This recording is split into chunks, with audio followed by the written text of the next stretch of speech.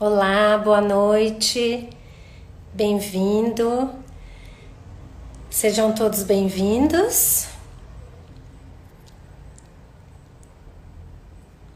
Espero que, olha só quanta gente querida entrando. Patrícia,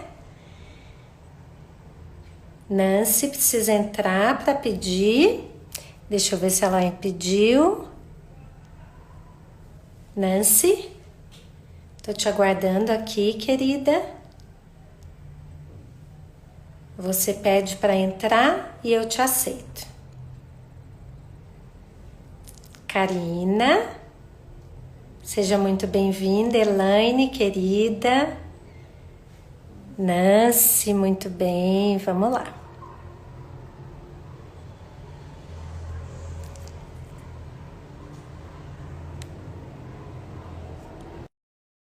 Você entrou? Nancy, cadê você, querida? A gente está aqui para falar hoje das dificuldades de amamentação, sobre a abordagem da fono e osteopatia ao mesmo tempo. E a Nancy é muito querida, mas ela não está entrando ainda. Eu já aceitei o pedido dela e ela ainda não deu certo de entrar. Nancy?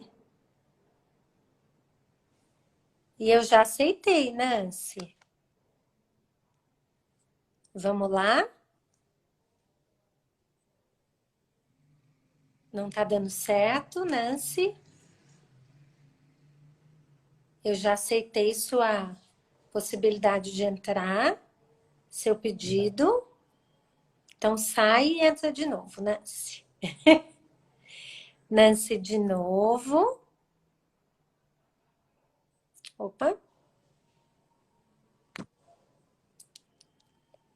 Nancy, você pede de novo, por favor?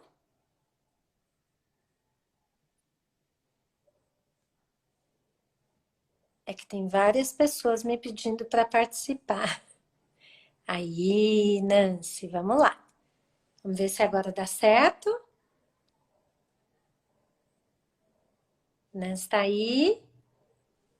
Acho que agora deu certo. Agora deu certo. Tá Nancy é uma cortando minha testa aí amiga. pra você?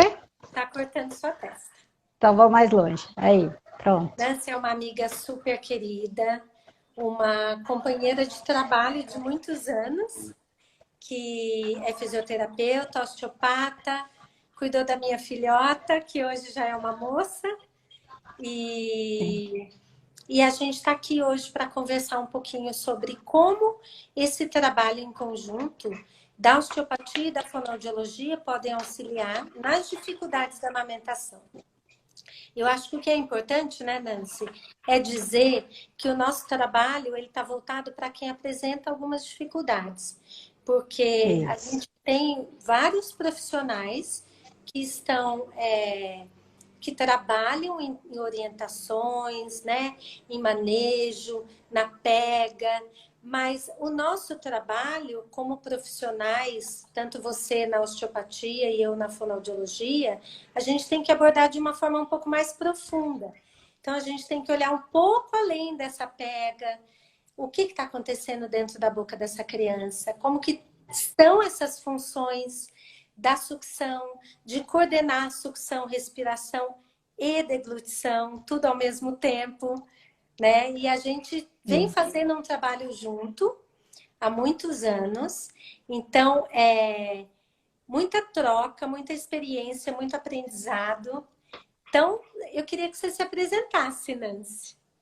Tá bom. Oi, Rose, é um prazer estar aqui com você.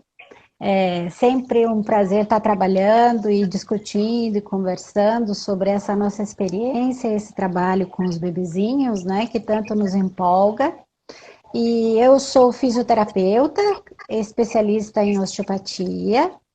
E a osteopatia é uma terapia manual, suave, que através do toque vai trabalhar de forma gentil, no sentido de ajudar as estruturas do bebê, de qualquer ser humano, mas no bebê especificamente que a gente está falando agora, a ajudar a se auto-organizar, a se regular nessas funções, né? Então, com o toque, a gente vai orientando essas estruturas a se reorganizarem.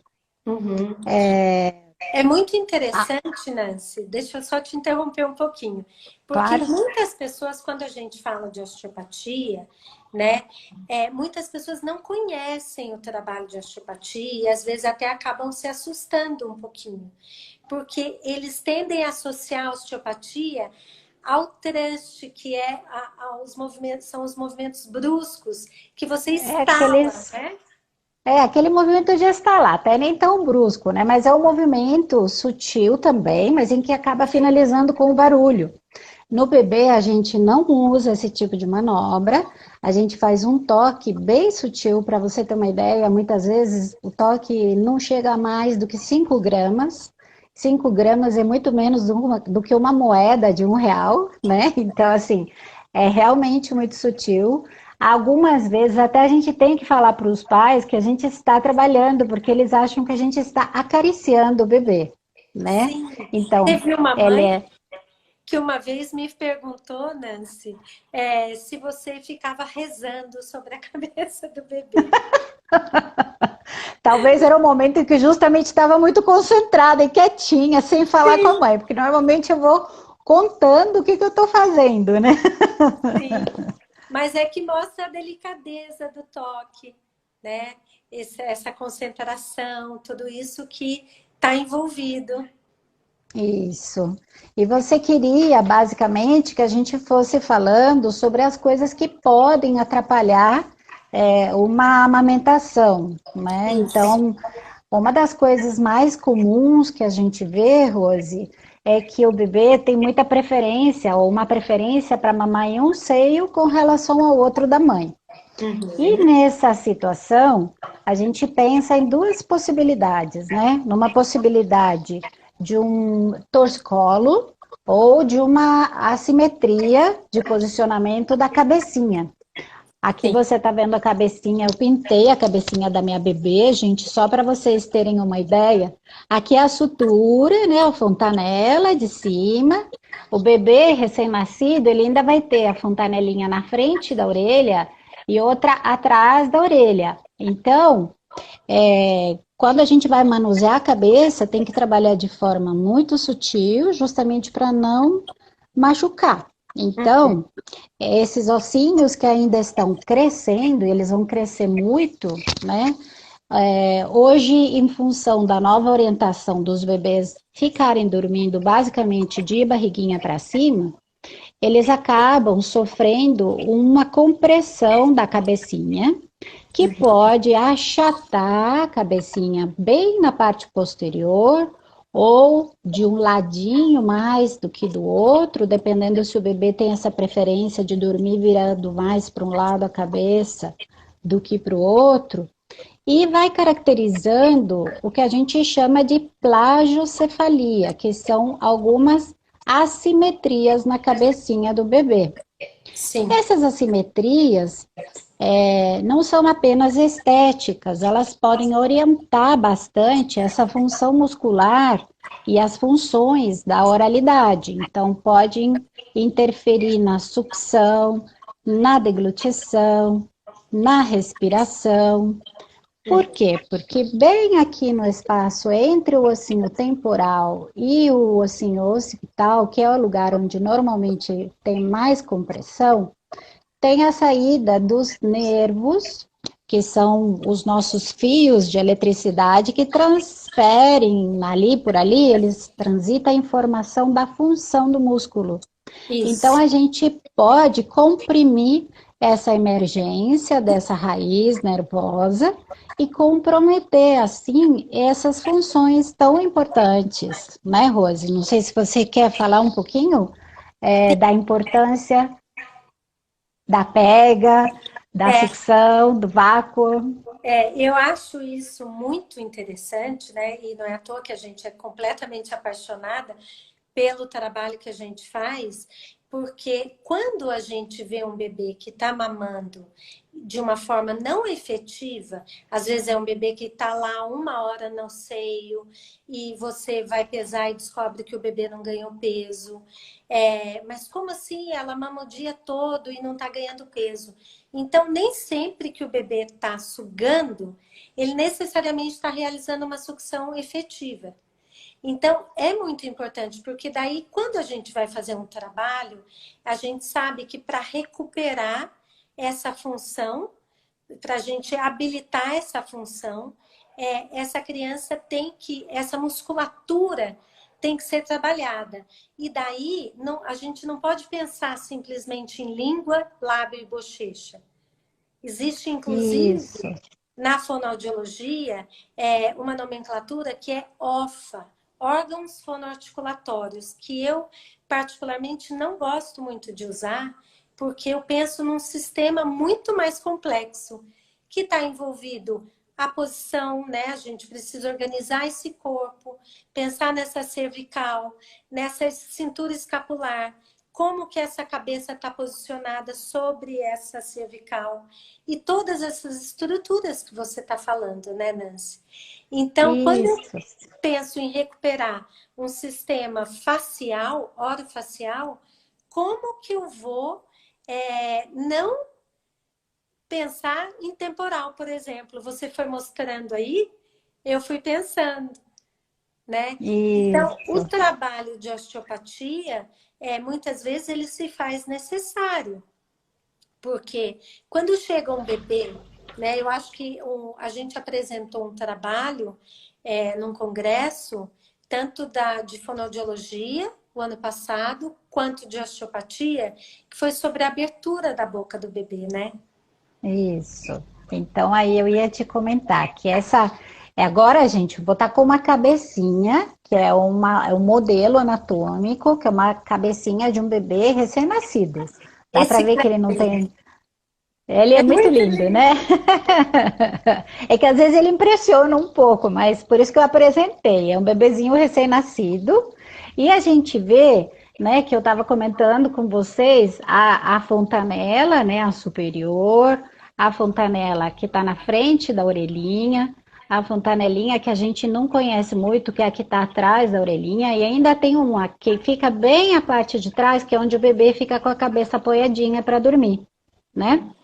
Então, essas pequenas compressões que podem acontecer, tanto posterior quanto na lateral, na parte lateral posterior, acabam, de alguma forma, deixando a cabeça e o bebê com maior facilidade para rodar a cabeça para um lado, para o outro, e aí o osteopata tem que examinar se essa facilidade para mamar do seio direito, ou mamar do seio esquerdo da mãe, ou o bebê, que mesmo que mame na mamadeira, prefere um lado do que o outro, né? Porque ele vai estar também sempre olhando para o rosto do adulto, que o amamenta, ele pode ter essa questão que a gente falou da cabecinha, ou pode ter alguma coisa específica com o pescoço, né? Com a cervical, com a região das vértebras da cervical. Sim. Aqui na base, a gente imagina que aqui tem o pescocinho da cabeça já do bebê, tá? Então, Tá. essa é a parte que fica apoiada aqui na cama. Essas são as fontanelinhas que ainda vão crescer por onde saem os nervinhos que a gente já falou agora. Então, vejam só que esse ossinho ainda não está inteiro formado como a gente vê no adulto, ele ainda está dividido em 4 partes. Então, o bebê, ele é muito diferente do adulto nesse sentido. Por isso que o manuseio é extremamente importante. Não deixar que a cabeça caia bruscamente para frente ou para trás, que pode fazer uma coisa que a gente chama de chicote cervical, né, whiplash em inglês, que pode justamente fazer sofrer essas vértebras cervicais com relação à cabeça.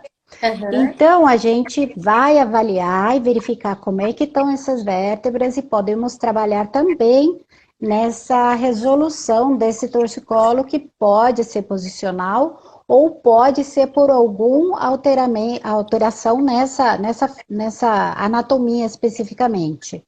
Aham. E aqui bem na lateralzinha do, do nosso temporal tem o espaço onde vai se juntar a mandíbula, tá? A mandíbula, o ramo mandibular que vai trazer a mandíbula para frente. Vocês veem ele aqui, ó, né? Bem pequenininho. E logo atrás dele, a gente tem a inserção de um músculo extremamente importante, que é o esternocleidomastoideu. É um músculo que vai chegar até lá no externo. Isso, vai até o externo e a nossa clavícula. E esse nosso trabalho foi justamente em função de um estímulo em toda essa musculatura anterior, tanto do pescocinho, quanto bem próximo da base da língua, né, os supraioideus ou os infraioideus, que são músculos que estão especificamente envolvidos com a língua, com essa função de sucção e de deglutição. Sim. Essa mudança anatômica também pode vir a, de alguma forma, atrapalhar toda essa musculatura, que a Rose vai falar, que é a musculatura anterior, que tem a ver com esse vedamento, né? Ele tem que poder conseguir fechar essa boquinha bem em volta do mamilo para criar o vácuo, né, Rose? Na realidade, por muito tempo as pessoas ficaram muito apegadas à pega, né? Mas a gente sabe hoje, os estudos mais recentes, eles mostram pra gente que o que acontece dentro da boca é muito mais importante. Porque às vezes nem tem uma pega tão perfeita, mas a criança fazendo o canolamento da linguinha e esse movimento de anteriorização, então essa língua tem que ir para frente, por isso que quando o frênulo está alterado, pode interferir tanto, o frênulo que é o freiozinho da língua, ou quando o bebê é muito retrognata, ou quando ele tem um micrognatismo, né? Existe uma diferença aí, o que é uma micrognatia e um retrognatismo. Mas quando é acentuado, pode impactar justamente porque é essa mandíbula que vai levar essa língua para frente, fazendo esse vácuo.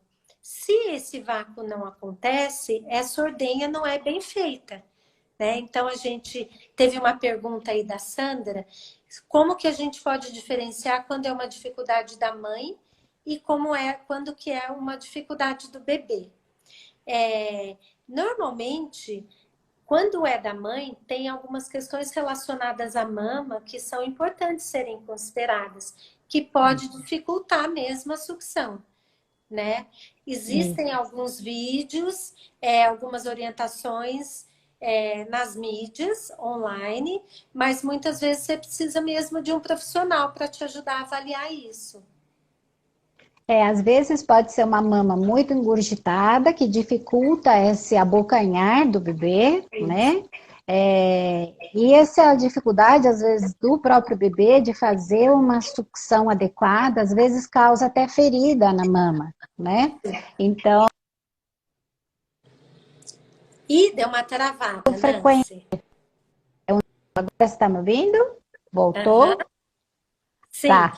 Voltou. Então, assim, eu estava falando que pode ser também, ou por uma questão da boquinha do bebê, que ele não consegue fazer uma boa sucção, né?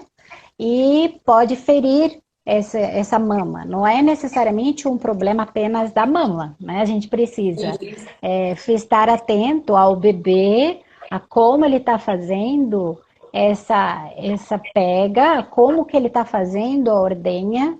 E tem uma coisa que é muito bonita que a Rose me ensinou, que eu falo que eu gosto sempre de comentar, que é a gente poder ouvir esse movimento, né? Porque quando ele acontece de forma natural, sem nenhuma interferência, a gente nota muito bem que o bebê consegue coordenar esse movimento de respiração e deglutição, né?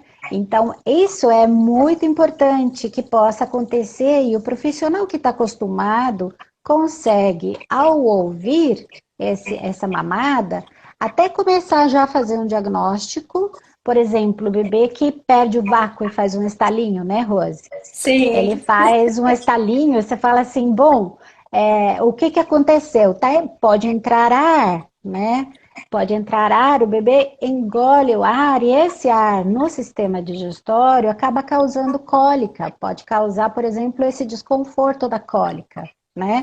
Por isso que é Pode, tão importante. sim, e pode até potencializar um refluxo que é fisiológico, né? Isso. Porque essa questão dos estalos é muito importante, porque muitas vezes, às vezes é filho de um amigo que mora fora, às vezes até fora do país, e nasce o bebê e acontece algum problema, e já aconteceu de me mandar, eu falar, então filme esse bebê mamando e me manda. E é interessante, uma vez veio um vídeo até de Barcelona, e ela tinha uma obra, uma construção ao lado da casa dela, então era uma britadeira, uma panela de pressão ligada e uma TV. Eu falei, olha, desculpa, você vai ter que repetir o vídeo, porque eu É preciso muito comum. escutar também essa mamada, né? Então, esse ritmo entre respirar, sugar e deglutir, a gente precisa, o bebê precisa fazer uma apneia respiratória para ter uma deglutição segura, né? E quando ele faz esse estalo, existem dois tipos de estalo, não só um. Uhum. Sempre é uma perda da pressão, mas um estalo pode dizer de um movimento inadequado de língua e outro estalo pode dizer de outro movimento, de outras estruturas que estão envolvidas, né? Então, isso Isso. também é importante estar diferenciando. Uhum. Então, isso que a gente fala que é muito importante da gente poder acompanhar quando existe alguma dificuldade, né? Quando tá tudo correndo, tudo bem, aí Sim. não precisa do bebê ir para fono, não precisa de ir para o osteopata. A gente vai atender ou vai cuidar quando há algum problema nessa amamentação, né? Ou nesse processo que é tão fisiológico, às vezes tão natural e deveria ser um momento prazeroso. Então, quando existe algum problema, quando existe dor da parte da mãe, ou como a Rose bem disse, o bebê não está ganhando peso conforme o esperado, ou esse bebê chora muito, a gente já pensa em alguma possibilidade de intervir, né, tanto com a osteopatia quanto com a fonoaudiologia. A osteopatia, isso eu gosto de falar bastante, né? Assim,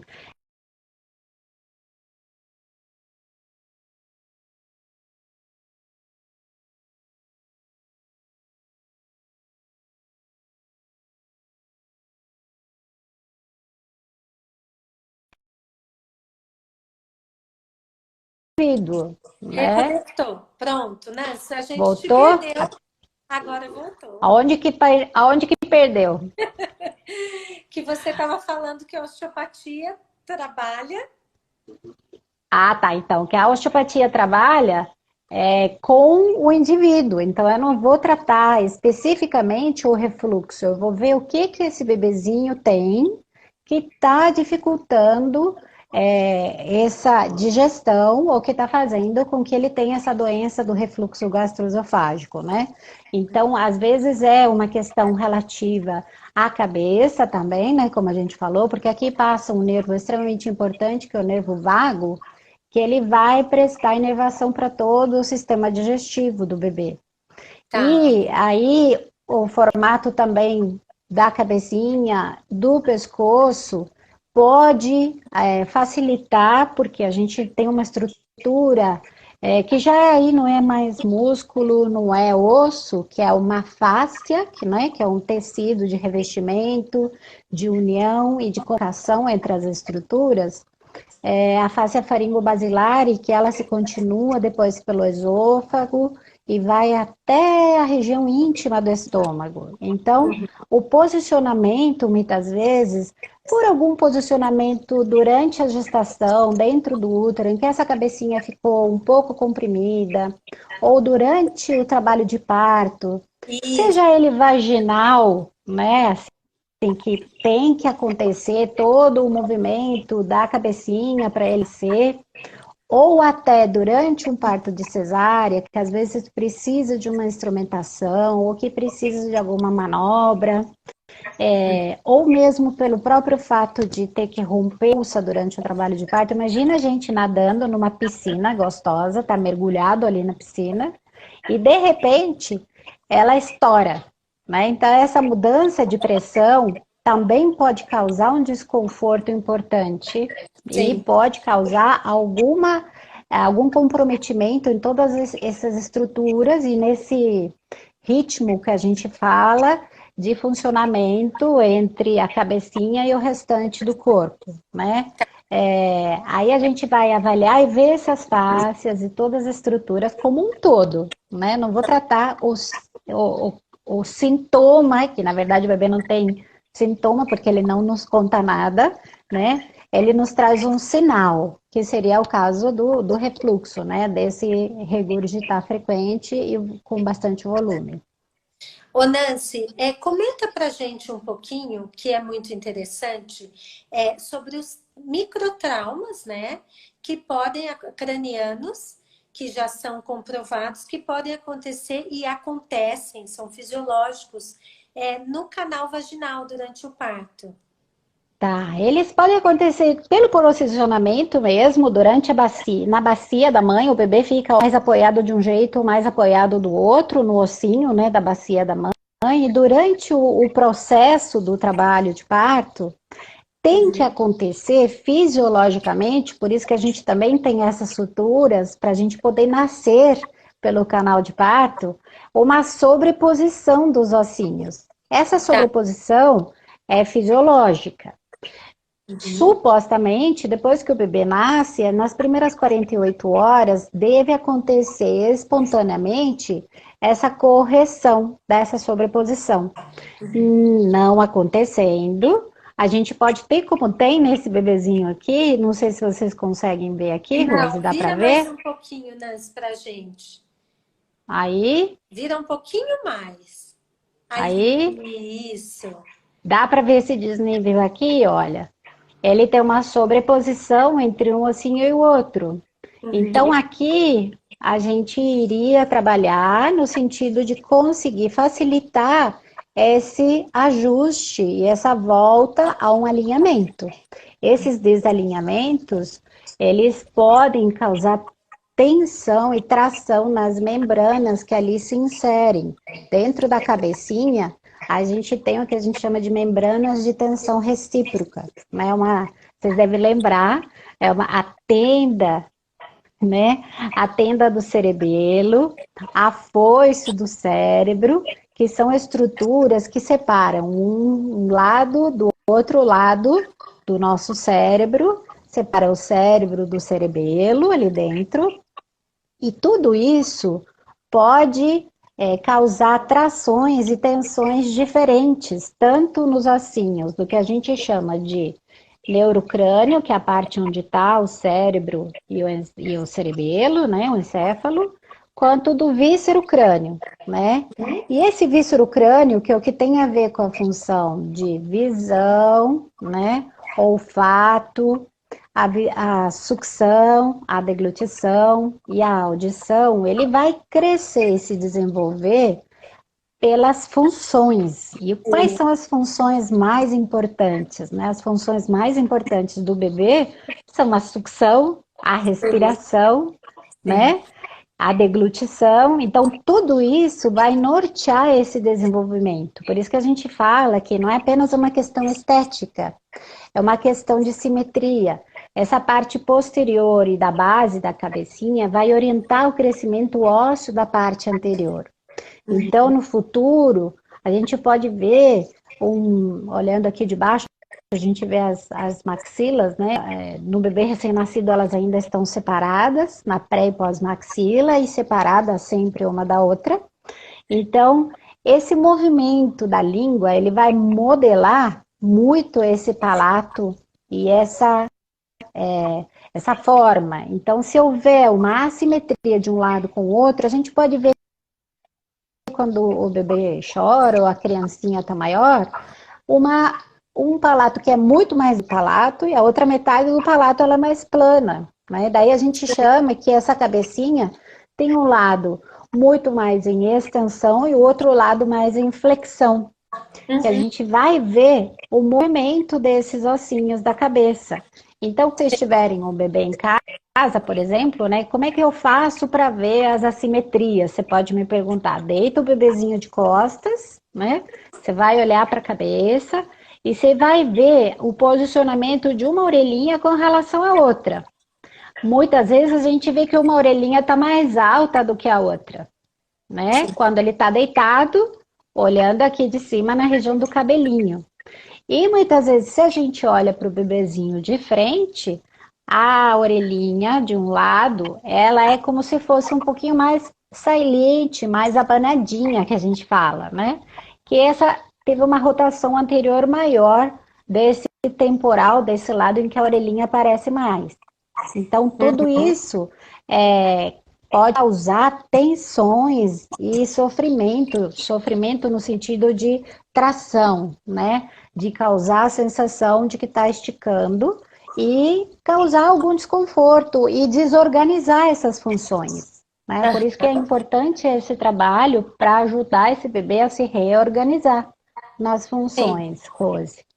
Sim, eu acho muito interessante, né, tudo isso que você está explicando, até porque tem algumas perguntas, eu estou dando uma olhada aqui.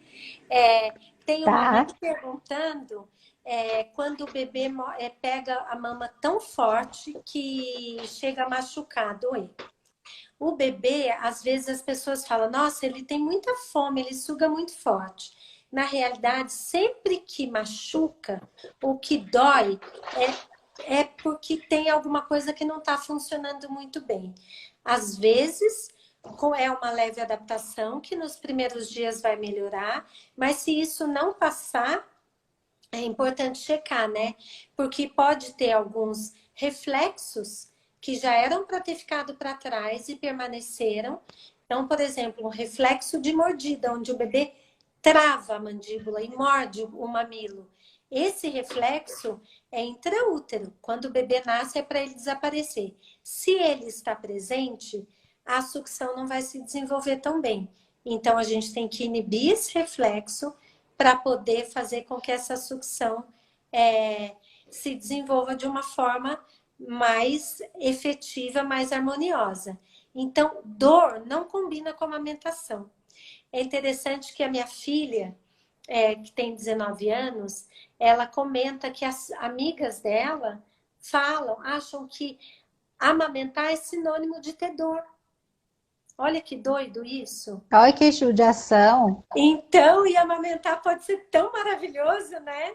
Mas, Sim, é uma experiência fantástica. pois é. Mas a gente sabe o quanto pode ser difícil para quem tem dificuldade também, né? O quanto isso pode ser doloroso para uma mulher, para a família como um todo. É desgastante, né? A gente Sim. recebe famílias que estão completamente desarvoradas, vamos dizer assim, porque estão enfrentando dificuldades, né? Então, eu acho que esclarecer que a amamentação não é para ser dolorosa, nunca. Porque se machuca, alguma coisa está inadequada. Ou é o bebê que está sugando, que não está conseguindo sugar direito, ou essa mama que está muito cheia, que de alguma forma não está adequada para esse bebê conseguir sugar. Eu acho que essa é uma informação importante, né? Teve uma pergunta aqui de quando que seria o momento de encaminhar para a osteopatia, né? Sim. Eu sempre digo que se a gente vivesse no mundo ideal, o ideal seria que esse bebê fosse visto por um osteopata na maternidade, né? Em Porque alguns países ele já tem isso, né, Nancy? Isso existe nos países na Europa, né? Nos Estados Unidos nem tanto, mas na Europa sim, é muito comum que já passe um osteopata na maternidade a avaliar e visitar esse bebê logo no dia ou no dia seguinte ao nascimento, né? Aqui a gente não tem isso, então o que que seria o ideal? Se você nota que tem alguma assimetria que te chame a atenção, muitas vezes a gente até comenta com o pediatra, as mães falam muito isso para mim, mas eu comentei com o pediatra e falei, mas a cabeça não está torta? Será que eu não poderia fazer alguma coisa? E essa sensação de mãe de que alguma coisa poderia estar melhor tem que ser ouvida, né? E a gente tem que tentar ir atrás. Às vezes uma pequena assimetria, ou como você disse, né? Um seio que se machuca mais do que o outro, isso é sinal de que a gente precisa ir procurar ajuda. Outra coisa importante, como eu disse, é você perceber que o bebê não roda a cabeça simetricamente para um lado e para o outro, acompanhando um brinquedinho, um chocalho. Tem que dar um tempo no comecinho para o bebê fixar, ele recém-nascido demora para fixar o olhar, tem que ser de preferência uma coisa bem forte a cor, preto e branco, o pessoal fala no começo, né? Tipo alvo para o bebê acompanhar. E pode ver essa diferença de rotação de um lado para o outro, ou a hora que você carrega no colo, que ele olha para você melhor quando você carrega do seu lado esquerdo do que quando você carrega do lado direito. Então, essas coisas são importantes. Uma outra coisa que eu queria falar, Rose, é Sim. que desde que existe essa orientação aos bebês dormirem de barriga para cima, esse número de plagiocefalias tem aumentado significativamente. E aumentou o número de plagiocefalias e as dificuldades de sucção, deglutição e também aparecem mais casos de refluxo. Ninguém me tira da cabeça que isso tudo está associado. Então, é importante orientar, não sei se temos bastante mãe, pai assistindo, que esse bebê, a partir dos 2 meses de idade, ele pode ser colocado de ladinho para o soninho da manhã ou soninho da tarde, enquanto a mãe ou o cuidador está acordado e pode ver esse bebê dormindo, né? Eu Para acho quê? eu acho que muito importante, Nancy, é dizer que os bebês precisam ser colocados de bruço quando estão acordados, né? Isso. Várias vezes ao dia, que seja por pouco tempo, né? Mas para trabalhar toda essa musculatura, que é muito importante, para afirmar essa cabeça, né? O bruço, essa posição, ela é fantástica.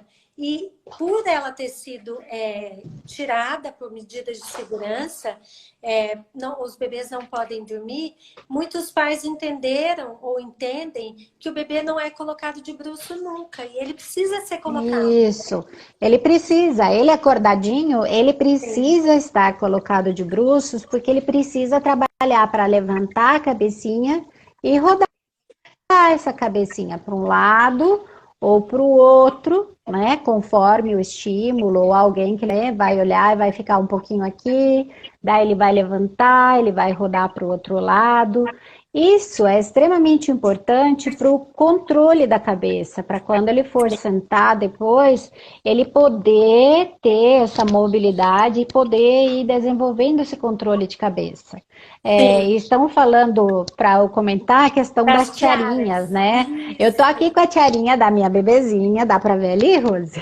dá para ver. A tiarinha, se for possível, vocês não usem. Eu não sou a favor de nada colocado na cabeça. Às vezes a mãe coloca porque acha bonitinho, mas olha só, se a gente for pensar que justo por onde ela passa tem uma fontanela aqui, tem É outra a moleirinha, fontanela né? aqui atrás. Isso, Isso, são bem as atrás da moleiras. orelhinha, a moleirinha da lateral, né? Então ela comprime as 2 moleirinhas da lateral, onde passam esses nervos importantes que atuam inervando esses músculos da sucção, deglutição e da digestão. Uhum. Então, a fitinha é para se evitar ao máximo, né? Então, por mim, melhor ficar sem. E Sim, aí, o bebê não fica com nenhuma coisa apertando. As mães comentaram comigo que tem hoje umas que parecem de meia, sabe? Que são feitas de isso mesmo. meia, que são muito suavezinhas. Mas olha, gente, é melhor não. E se você, por um acaso, quiser insistir e for usar, dá uma olhadinha. Sempre repara se não fica uma marquinha, Isso. né? Ou se não fica a sensação de que realmente apertou. Ou realmente é evitar, eu não gosto.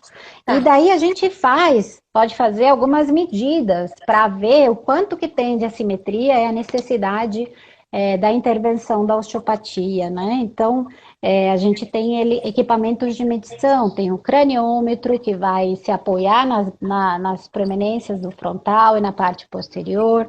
A gente tem uma fitinha termomoldável, agora ela tá dura porque ela tá fria, mas ela aquecidinha, a gente coloca na cabecinha e depois a gente consegue fazer o formatinho da cabeça, né?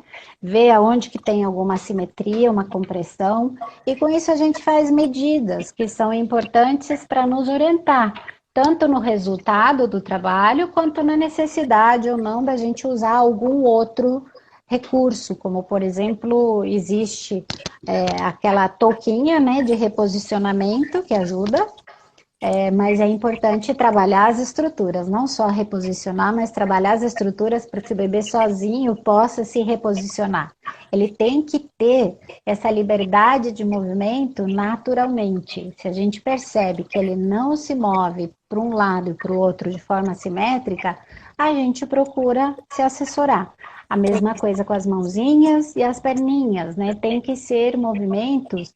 Muitas vezes chega para o consultório um bebezinho que a mãe comenta, fala assim, ele não move muito o braço esquerdo, o braço direito, move o esquerdo, mas não move o braço direito. E você vai avaliar e tem ali no caso uma clavícula que precisa ser trabalhada, ou uma parte do tórax que precisa ser trabalhado, por conta dessas pressões que o bebê deveria sofrer de forma fisiológica na barriga e tanto no processo de nascimento, essas compressões podem também provocar algumas alterações tanto no tórax quanto nas clavículas em si, né? Nas costelas e nas clavículas. Então é importante a gente poder ver também. Ô Nancy, tô vendo uma pergunta aqui que tá falando, pedindo para eu comentar quando a língua fica branca. Isso, A legal. relação disso com refluxo, né? Isso é bem importante, porque quando a gente vê uma língua branca, muita gente acha que é absolutamente normal. Mas, na realidade, o movimento de uma sucção efetiva, quando o bebê, o movimento que ele faz com a língua de forma efetiva para sugar, ele é responsável pela higienização da língua. Só que quando o bebê não faz uma sucção efetiva, o que acontece? Ele coloca aquela linguinha, então, por exemplo, vou dar um exemplo, um bebê que tem um refluxo importante, então é como se o refluxo deixasse um rastro nessa cavidade oral, então aquele reflexo de vômito que deveria estar lá na parte média da língua, um recém-nascido, ele vem bem para frente. Então, às vezes, a gente toca aqui na papila palatina, logo ali na gengiva, e ele já nauseia. Então, como que ele vai usar a parte média da língua para fazer a sucção? Ele não consegue. Então, ele assume uma postura de língua bem retraída, e na hora que ele vai fazer essa sucção, ele suga com a pontinha da língua. Nessa, ele perde a pressão, perde o vácuo, e daí faz o estalo. E ele engole mais ar fazendo a aerofagia, né? Aumenta, pode agravar, potencializar um refluxo que é fisiológico e essa língua não vai ficar higienizada. Então, não só pode ser um sinal de refluxo, mas essa língua branca é um dos sinais importantes de uma sucção não efetiva, né? Então, é importante para quem é mãe e para quem é profissional estar atento a isso também. E a Patrícia fez um comentário de tudo isso que você estava falando, das questões de crânio e de cervical, como isso pode interferir nas funções orais, né? Eu Isso, acho então. que é a grande questão da amamentação. Tudo isso pode interferir, como eu comentei no comecinho, assim, nessa inervação, né, e nessa assimetria de função da musculatura. Então, a musculatura precisa trabalhar de forma simétrica e sinérgica e trabalhar dos dois lados ao mesmo tempo para conseguir fazer essa sucção efetiva, essa ordenha efetiva. né? A partir do momento em que tem assimetrias, pode haver um ladinho da boca que trabalha melhor, um ladinho da língua que trabalha melhor e outro que não trabalha tão bem. Então, às vezes, a gente nota nessa avaliação essa diferença, né? A linguinha às vezes fica meio tortinha quando o bebê chora. Uma coisa que a gente precisa falar antes de esquecer do frênulo, né, Rose? É... e tem que ver esse movimento, essa excursão de anterior para posterior da língua, esse movimento fisiológico, essa peristalse da língua tem que ser adequada. Então, tudo isso a gente vai ver que pode estar acometido em função de alguma disfunção, ou dos Sim. ossinhos da cabeça, ou dos ossinhos da cervical, ou dessa musculatura, ou das estruturas faciais, Tá. né, que revestem essas estruturas. Vamos ver algumas perguntas que nosso tempo daqui a pouco está acabando. Tá, veja aí. A Mariângela Bata, queridíssima, colocou uma questão aqui importante, né? E vou juntar a pergunta dela com uma questão que a Tati colocou, que muitas vezes a mãe acaba carregando o bebê na mesma posição no colo, né? Isso, eu E vi aqui. acaba ajudando a favorecer uma posição que o bebê já está, vamos dizer, viciado, vamos dizer assim. E a Mariângela está pedindo para comentar sobre essas alterações posturais né, do nascimento, de Tá, como isso pode interferir na posição de mamada. Eu vou tá. comentar, Nancy, depois você completa. Essas posições são muito importantes porque eu, pelo menos, quando eu comecei a trabalhar com bebê, minha família é uma família que ama bebê. Então, Uhum. eu achava que bebê era o ser mais perfeito. E foi uma grande surpresa descobrir grandes tensões nos bebês. Tensões cervicais, os bebês nascendo com tensões muito importantes, né? E daí, muitas vezes tem mãe, aquilo que a Nancy já comentou logo no início, que a mãe vai amamentar e um lado da mama machuca e o outro não. Isso pode ter relação também com essas alterações. E às vezes, enquanto você cuida dessas questões musculares, você tem alguns manejos de colocar o bebê para mamar em outra posição para que isso não atinja a mama de uma forma tão ruim e não prejudique a amamentação. Rose, às vezes é orientado para a mãe fazer o que a gente chama de posição invertida, né? Que é colocar o bebê para o lado de cá para mamar nessa mama, por exemplo. Ao invés dele ser colocado olhando para a mãe desse lado com o corpinho para o lado direito, ele é colocado com o corpinho para o lado esquerdo, para a posição invertida, para ver se ele virando a cabeça para o mesmo lado, como se ele estivesse mamando no seio direito, só que mamando no seio esquerdo, né? Isso. Então, essa posição pode ser que resolva temporariamente essa questão do bebê poder se alimentar, estar bem alimentado, saciado, mas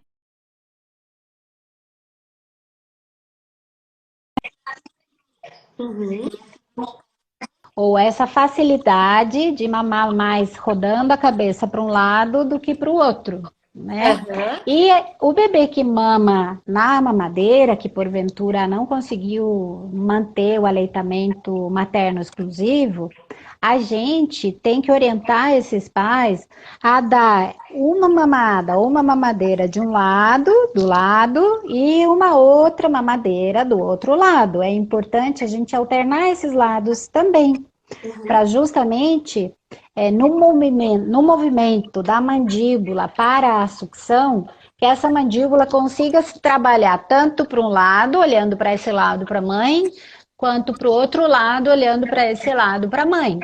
Então, essas funções são importantes de trabalhar dos dois lados. O bebê tem que ser colocado dos dois lados. Se ele tem uma dificuldade, precisa procurar uma ajuda para ele conseguir O ideal é que ele consiga mamar dos dois lados, né? Que a gente consiga dar mamar. Normalmente, quem é destro segura a mamadeira do lado direito, com a mão direita, né? E quem é canhoto segura a mamadeira com a mão esquerda.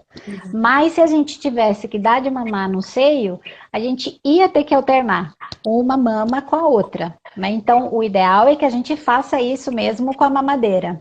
Sim. Tem uma pergunta bem interessante, Nancy. Quando o recém-nascido está mamando e apresenta estralos na cabeça, quando colocamos Tá. a mão, pode os ossos da cabeça ou da TM, pode ser? Pode muito bem ser alguma questão que precisa ser olhada mesmo pelo osteopata para avaliar, ver se existe algum deslocamento dessa mandíbula. No bebê recém-nascido, a gente ainda não tem a formação total do côndilo mandibular, que é a estrutura que vai realmente se encaixar no espaço do temporal, né? E que tem ainda um menisco que ainda está em formação. Então, toda essa estrutura ainda é muito fácil de se modelar através de uma boa função.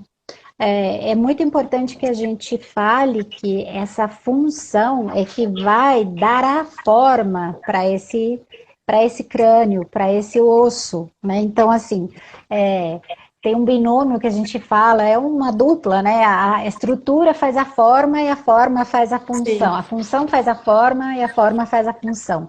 No recém-nascido, essa função é extremamente importante, da respiração, dela poder acontecer. Às vezes o bebê também tem dificuldade de manter a pega, porque ele tem uma obstrução nasal, ele tem uma assimetria entre uma narina e outra, ou tem um desvio. Eu já tenho visto bebês que tem um desvio do ossinho nasal, né? Então imagina esse ossinho tão pequenininho que é o nasal, é esse bem pequenininho aqui. Nesse bebê aqui, a gente vê um desvio de septo, ele tem uma simetria. Dá para ver? Eu falo que esse é um bebê osteopático, um crânio osteopático ideal.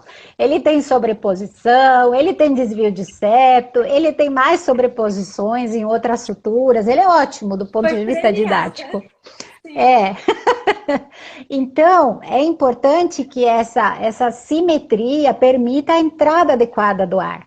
Essa entrada do ar pelo nariz vai modelar o seio nasal, os seios maxilares, o seio frontal, o ossinho aqui da lateral, na lateral da linha do olho, é o esfenoides, né? A gente tem os seios esfenoidais e é extremamente importante que essa respiração efetiva pelo nariz aconteça para que o bebê consiga fazer o vácuo e sugar. Muitas vezes ele precisa soltar o mamilo para poder respirar pela boca, porque o nariz está obstruído. Que mãe que já não teve um bebê com o nariz entupido, não ficou desesperada tentando desentupir o narizinho, que o bebê não consegue realmente fazer o vácuo e ordenhar de forma adequada, né? Então, esse narizinho também precisa ser trabalhado, os ossinhos da parte anterior precisam ser trabalhados para que volte a funcionar de forma efetiva, né? E com isso modele adequadamente a forma do ossinho que está crescendo.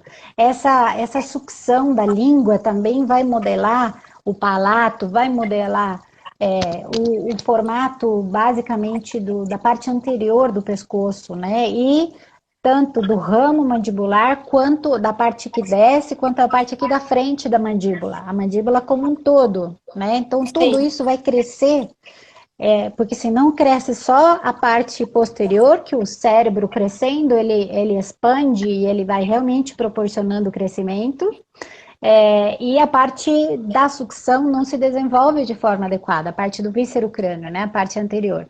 E é importante que essa função aconteça para que esse desenvolvimento seja simétrico e ideal. E aí a gente precisa que tudo funcione bem, né? Aí tem uma pergunta aqui legal, Rose, perguntando se a gente trabalha de forma associada, se a gente faz avaliação juntas, né? Normalmente, uma encaminha para a outra, havendo necessidade do trabalho complementar de uma ou de outra. Então, assim, uma sabe, conhece o trabalho e sabe que o que o bebê apresenta, a colega pode trabalhar muito bem, né? Não fazemos avaliação juntas.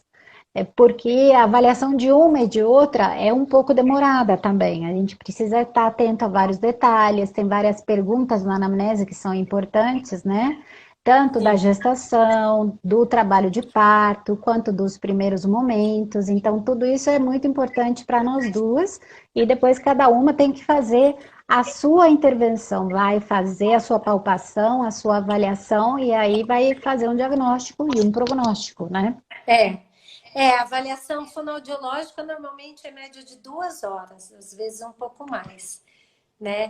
A nossa Teve, também é longa. tiveram algumas perguntas interessantes que foi de como trabalhar esse reflexo de mordida quando o bebê ainda apresenta ele tardiamente. Daí é Tá. todo esse trabalho muscular, né, que tem que ser desenvolvido para o bebê, porque à medida que a gente vai melhorando essa musculatura, porque quando o bebê não está sugando efetivamente, sempre tem um comprometimento muscular. Isso que eu acho que é muito importante que fique, né, gravado, que fique claro, porque muitas vezes as pessoas até têm um desmame precoce, porque não tiveram acesso à informação. A gente tem pediatras e médicos maravilhosos em Campinas, que são grandes Uhum. parceiros, amados, né? Mas ainda tem muita gente que desconhece. Então, É. quando o pediatra não pode orientar sobre isso, é importante que as pessoas saibam que precisa,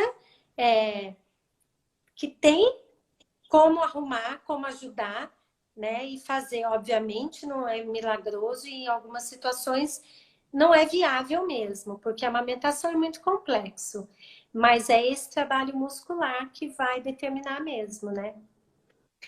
A gente está Isso. chegando ao fim, Nancy. Temos 2 minutos, então vou falar para a gente se despedir, Tá encerrar e não ser bom. pega de surpresa.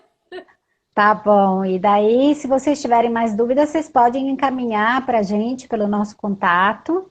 É, A gente vai que fazer um tá. curso online, né? A Aline Isso, acabou temos de que falar falar. do curso. Então, a gente estava com 2 turmas de curso para esse ano marcadas e infelizmente foram cancelados por conta da pandemia.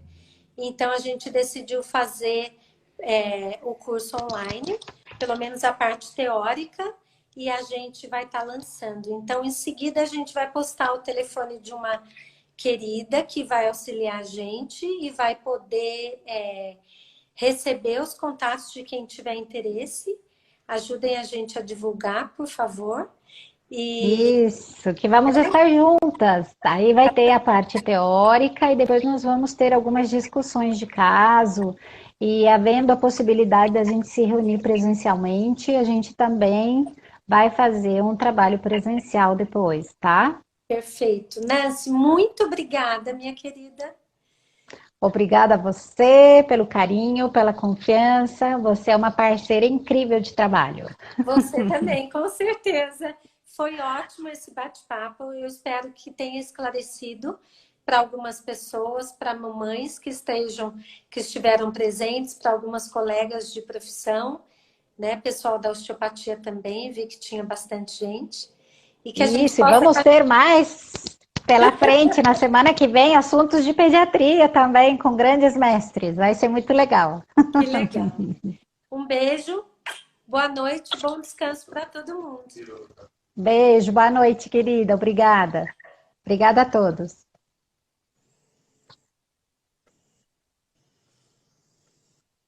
Rose, não esquece